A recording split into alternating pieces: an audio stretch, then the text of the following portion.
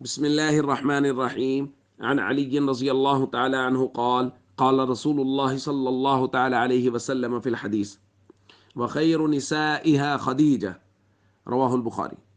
نبی کریم صلی اللہ علیہ وسلم نے ارشاد فرمایا، اس امت کی عورتوں میں سے بہترین عورت وہ خدیجہ ہیں رضی اللہ تعالی عنہ۔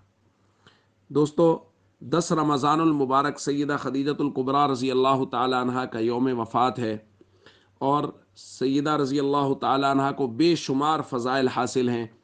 ایک روایت میں جبریل علیہ السلام حضور علیہ الصلوۃ والسلام کے پاس آئے اور انہوں نے کہا، ھذہ خدیجۃ اتتک باناء فیہ طعام، یہ خدیجہ آپ کے پاس غار حرا میں چل کر آ رہی ہیں، ان کے پاس برتن ہے جس میں کھانا ہے، فاقرئھا من ربھا السلام، ان کو اللہ کی جانب سے سلام کہیے۔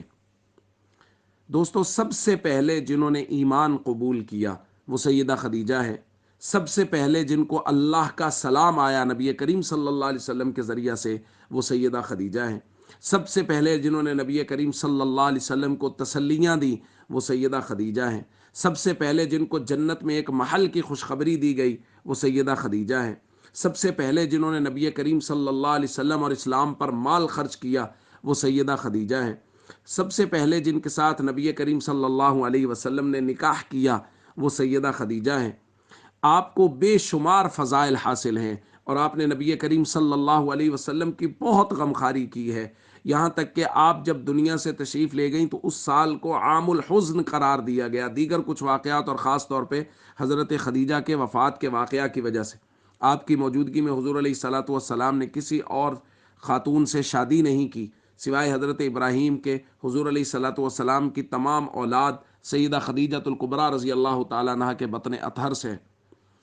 تو دوستو، ہمیں اپنے بچوں کو اور خاص طور پہ اپنی بچیوں کو ازواج مطہرات اور خاص طور پہ سیدہ خدیجہ رضی اللہ تعالیٰ عنہ کے بارے میں خاص طور پہ آج کے دن اور ہمیشہ یہ بتانا چاہیے کہ ہماری آئیڈیل وہ شخصیات ہیں، حضور کی بنات، حضور کی ازواج مطہرات ہمارے لیے نمونہ وہ ہیں، ہمارے لیے مشعل راہ وہ ہیں، نہ کہ آج کل کی وہ خواتین جو ٹی وی شوز پہ آتی ہیں وہ نہیں ہیں۔ ایک مسلمان کے لیے آئیڈیل اور نمونہ وہ ازواج مطہرات ہیں۔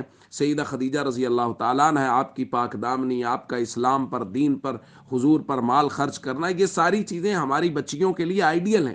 اس لیے ہمیں اپنی بچیوں کی نیک تربیت کرنی چاہیے اور ان کو کہنا چاہیے کہ ہمیں ازواج مطہرات کی اور بنات رسول صلی اللہ علیہ وسلم کی سیرت کو اپنانا ہے۔ السلام علیکم ورحمۃ اللہ وبرکاتہ۔